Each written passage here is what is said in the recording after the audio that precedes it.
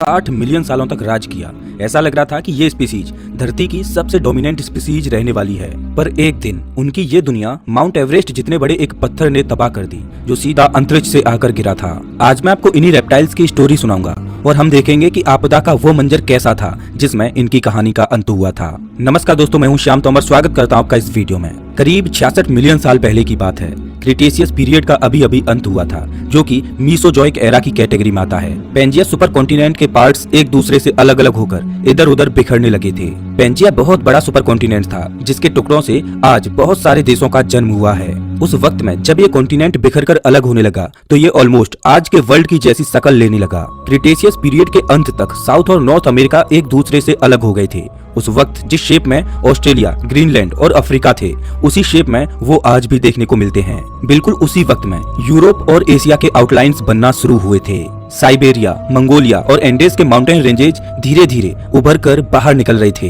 Cretaceous period करीब 79 million सालों तक चला था। इसके साथ ही ये मीसोजोइक एरा का सबसे बड़ा पीरियड था। हमारी धरती का क्लाइमेट इन 79 मिलियन सालों में कई बार बदला था और इस पीरियड के अंत तक यही क्लाइमेट काफी ज्यादा ठंडा था। पृथ्वी के दोनों पोल्स पर आइस कैप्स बनने लगे थे और सर्दियों का मौसम और ज्यादा घातक हो गया था।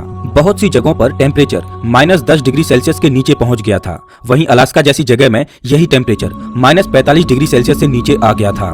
लेकिन अगर उस दुनिया को आज की दुनिया से कंपेयर करें तो वो तब ज्यादा गर्म था। कॉन्टिनेंट के सरफेस पर हरियाली छाई हुई थी। इसी पीरियड के दौरान फ्लावरिंग प्लांट्स का भी जन्म हुआ था। कॉनिफर्स, गिनको और ऐसे ही दूसरे पेड़ जो पिछले एरा में बने थे, उन्होंने घने जंगलों को जन्म दे दिया था। इन पेड़ों द्वारा जो मिट्टी बन रही थी वो सॉइल को और ज्यादा फर्टिलाइज बना रही थी, यानी कि दूसरे प्लांट्स के लिए यहाँ पैदा होना बेहद ही आसान हो गया था। जैसे जैसे फ्लावरिंग प्लांट्स की आबादी बढ़ती गई, उस वक्त में मौजूद इंसेक्ट्स भी इवॉल्व होते गए। बटरफ्लाइज और बीज ने उड़ना शुरू कर दिया था और वे फ्लावर्स में मौजूद पोलेंस को यहाँ से वहाँ ले जाने का काम करने लगे थे।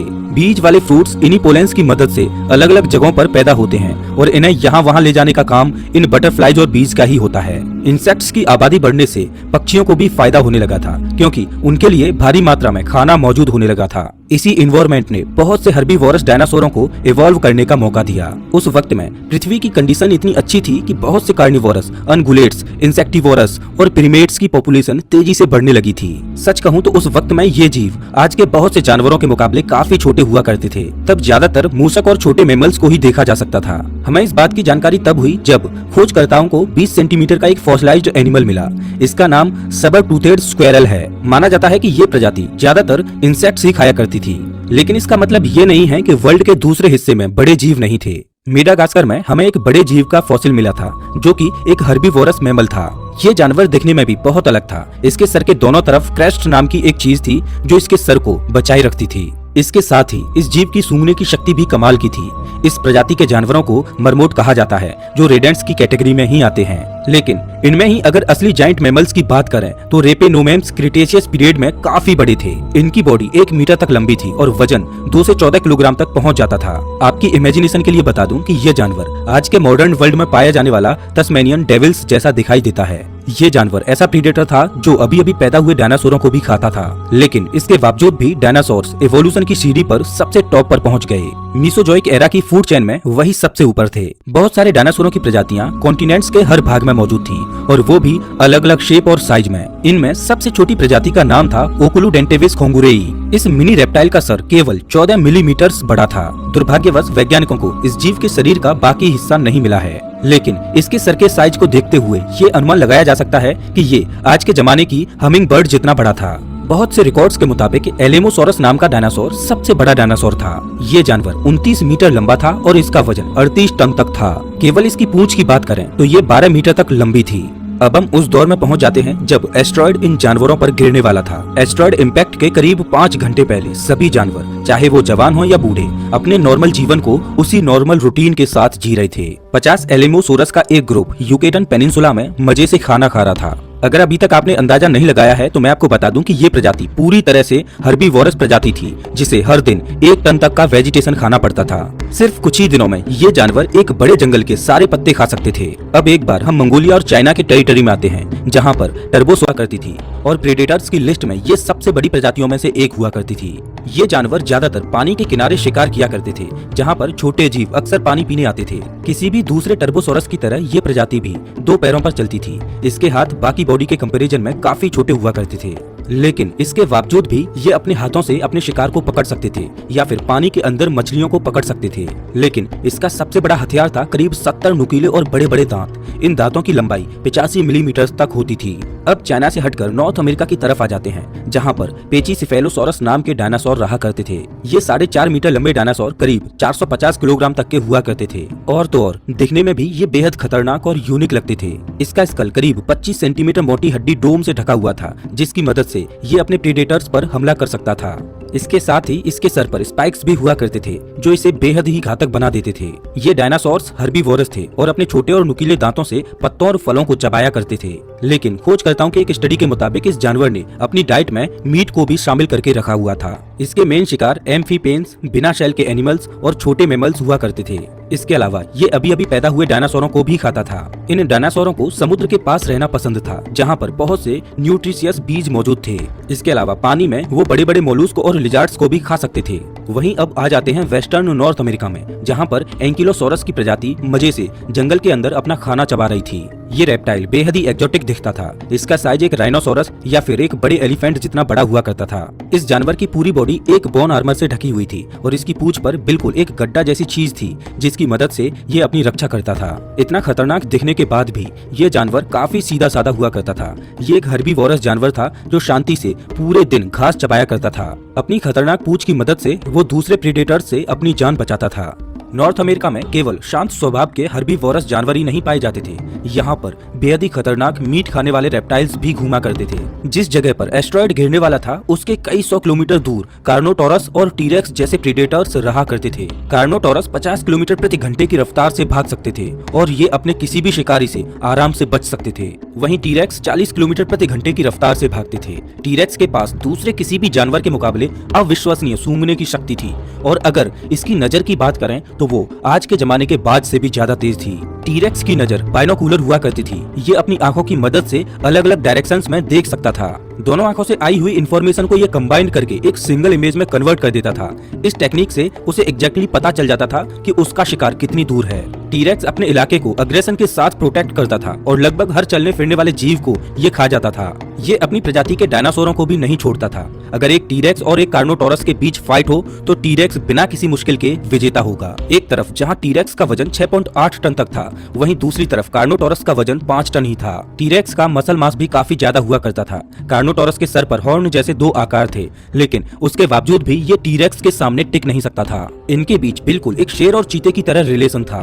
खोजकर्ता अनुमान लगाते हैं कि टीरेक्स को हर दिन करीब 100 किलो मांस खाने की जरूरत थी। ये सभी डायनासोर रोज की तरह अपने जीवन को जी रहे थे। उनके लिए ये दिन बिल्कुल किसी आम दिन की तरह था। उन्हें नहीं पता था कि 10 मिनट के अंदर एक बड़ा एस्ट्रॉयड स्पेस से सीधा धरती पर गिरेगा और उनकी 75% आबादी को खत्म कर देगा।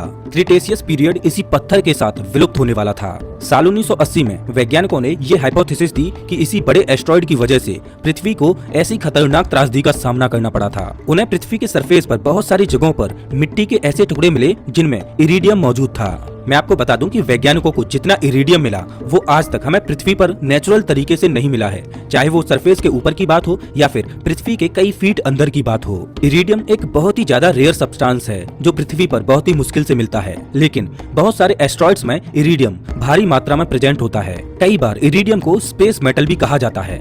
वैज्ञानिकों ने अपनी इसी खोज से अनुमान लगाया कि एक बड़े एस्ट्रॉइड ने इतने सारे इरिडियम को धरती पर लाया। इस डिस्कवरी के केवल 10 साल बाद ही वैज्ञानिकों के एक ग्रुप ने उस एग्जैक्ट जगह को खोज लिया जहां पर एस्ट्रॉइड गिरा था। करीब 180 किलोमीटर चौड़ा गड्ढा हमें युकेटन पेनिनसुला में मिला था। जब इस गड्ढे की एज का पता लगाया गया तब पता चला कि ये बिल्कुल डायनासोरों के समय से मैच कर रहा था और यहाँ पर भी भारी मात्रा में इरिडियम के सैंपल्स मिले। और आप जैसे जैसे इस क्रेटर से दूर जाते हैं हमें और ज्यादा कम मेटल मिलने लगता है। हाल ही में न्यू जर्सी में करीब 25,000 एनिमल फॉसिल्स मिले हैं और ये क्रिएचर्स क्रिटेशियस पीरियड के उसी आखिरी दिन मरे थे। ये एक छोटा सा एग्जांपल है जिसमें वैज्ञानिकों को मास एक्सटिंक्शन के होने का सबूत मिला है। अब हम उस आखिरी दिन में आ जाते हैं जब वो एस्ट्रॉइड धरती से टकराया था। एक 10 किलोमीटर का रॉक पृथ्वी के एटमॉस्फेयर में घुस चुका था।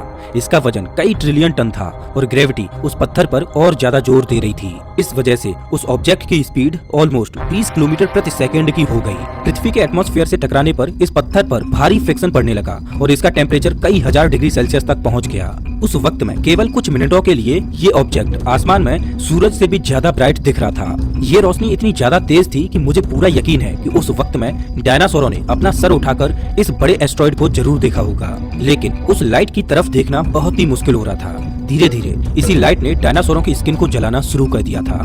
यहाँ वहाँ पर मौजूद पेड़ और पौधों में अचानक से आग लगने लगी।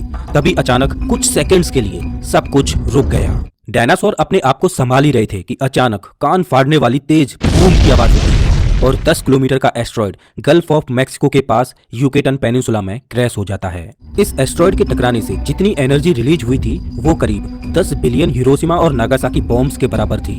सिर्फ कुछ ही सेकंड्स में एस्टेरॉयड धरती को चीरकर करीब 20 किलोमीटर अंदर पृथ्वी की क्रस्ट में घुस गया। पृथ्वी बिल्कुल किसी मंदिर के घंटे की तरह बज उठी। इसके इम्पैक्ट की शक्ति और उसके साथ पैदा होने वाले साउंड वेव को आपको अंदाजा देने के लिए हाल ही में हुए क्रेकाटोआ वोल्केनिक एक्सप्लोजन की बात करते हैं। जब ये वोल्केनो फटा था तब करीब 70 किलोमीटर दूर मौजूद लोगों के कान के पर्दे फट गए थे। डायनासोरों को खत्म करने वाले एस्टेरॉयड का इम्पैक्ट इससे मिलियन टाइम्स ज्यादा ताकतवर था। इन सभी चीजों के साथ जब इम्पैक्ट हुआ तब चारों तरफ शॉक वेव उत्पन्न होने लगे। ये साउंड की स्पीड से भी ज्यादा तेजी से फैल रहे थे।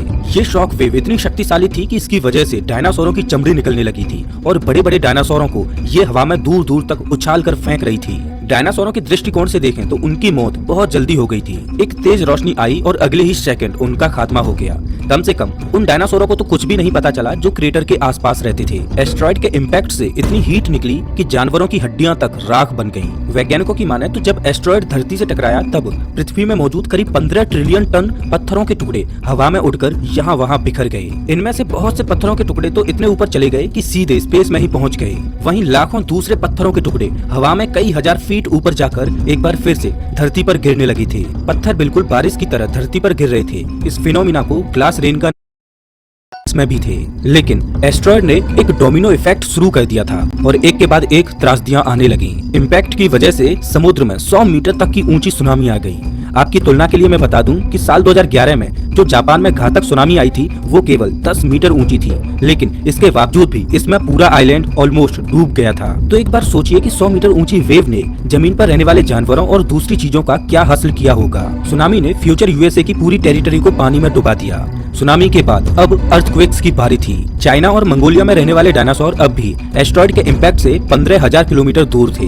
दुनिया के दूसरे हिस्से में हुई इस तबाही के बारे में उन्हें कोई भी अंदाजा नहीं था, लेकिन उन्हें नहीं पता था कि ये महाप्रलय धीरे धीरे उनकी तरफ भी बढ़ रही थी। एस्टेरॉयड के इम्पैक्ट ने एक साथ बहुत से भूकंपों को ट्रिगर कर दिया, जिनकी मेजरमेंट करीब 11.2 रेक्टर स्केल की थी। इस भूकंप से जो झटके महसूस किए गए वो आज तक के मॉडर्न अर्थक्वेक से 50 गुना ज्यादा ताकतवर थे। साल 1960 का सबसे पावरफुल अर्थक्वेक भी 9.5 रेक्टर स्केल का था। पृथ्वी के इस कंपन से इसके सरफेस पर जितने भी ज्वालामुखी थे वो सब सक्रिय हो गए। वोल्केनो के फटने से करीब 70 बिलियन टन का मलबा जैसे पत्थर, राख और कार्बन मोनोऑक्साइड हवा में उड़ने लगे, जिसके बाद वो उतनी ही तेजी से वापस धरती पर गिरने लगे और इस वजह से टेम्परेचर कई गुना बढ़ गया, जिससे सभी जंगलों में आग लग गई। धरती के चारों ओर बड़े बड़े धूल के बादल घिर रहे थे जो उसके रास्ते में आने वाली सभी चीजों को जलाकर राख कर रहे थे।